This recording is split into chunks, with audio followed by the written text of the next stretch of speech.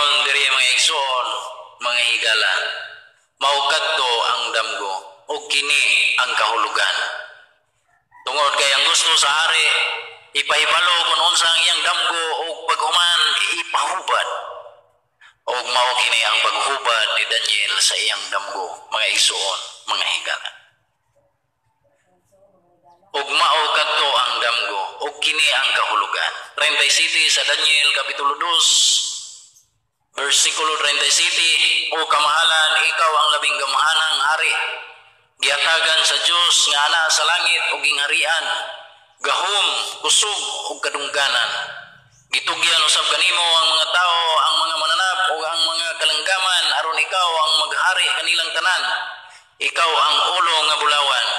Sunod kanimo motungha ang laing hari nga mas minos kanimo gahom ug may ikatulo pagayon nga gisimboluhan sa bronse ug mohari siya sa tibuok kalibutan. Og may ikaupat pagayon nga hari nga ligon sama sa puthaw kay sa puthaw nga nakadugmok man sa tanang butang. Sama sa puthaw kining haria modugmok niining tanang nahiunang ginharian. Og sama sa nakita nimo nga iyang tiil hinimo gikan sa yuta nga kulunon og sa puthaw.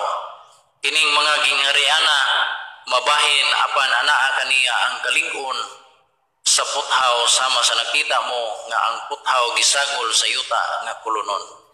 Og sama sa mga tudlo sa tiil may bahin nga puthaw ug may bahin usab nga yutang kulunon.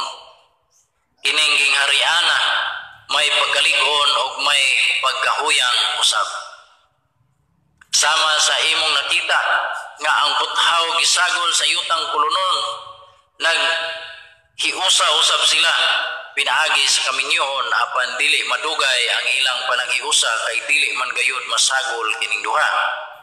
Sa panahon niining mga haria ang Dios magtukod og usa ka gingharian nga dili gayud malumpag ug ang iyang gahom dili maagaw sa labing katawhan. Dugmuko niya kining mga ginghariana o kini maoy ilang katapusan o kining maong gingharian mubarog hangtod sa kahangturan. Mao kini mga igso. Imong nakita ang bato nga naligid gikan sa bukid bisag wala kini hilabti. Gidugmok niini ang puthaw, ang bronse, ang yutang kulunon, ang plata ug ang bulawan. Ang gamahanang Dios nagpadayag ngadto sa hari sa mga butang nga mahitabo ugma damlag. Mao kana ang imong damgo sa gihatag ko kanimo nga husto gayud nga hubad niini. Mao kanto ang damgo ni Nabucodonosor, mga igsoon, mga higala.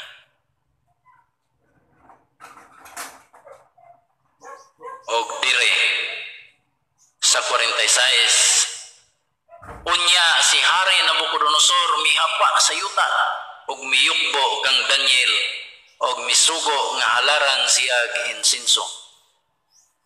Mingon ang hari kang Daniel, matuod gayud nga ang imong Dios mao ang Dios sa tanang Dios og Ginoo sa mga hari og tigpadayag sa mga tanghaga kay natahimo ka man sa pagsaysay niining maong tanghaga.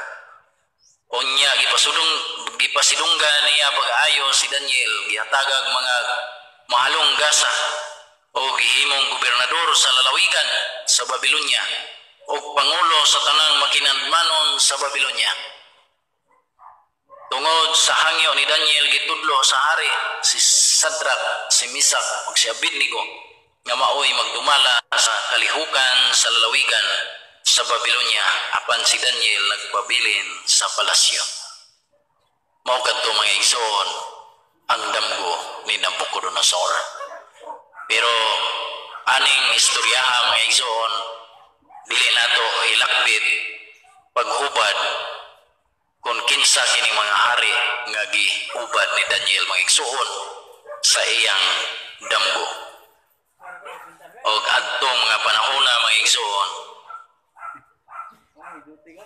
nihapa ang hari ni Daniel. Wala nagpasabot mga igsoon nga gisimba niya si Daniel tungod kay nakuha niya kung dili nagpasidungog siya. Sa ato pa ni saludo siya ni Daniel mga igsoon. Og agig padayon sa atong tema mga igsoon. Ari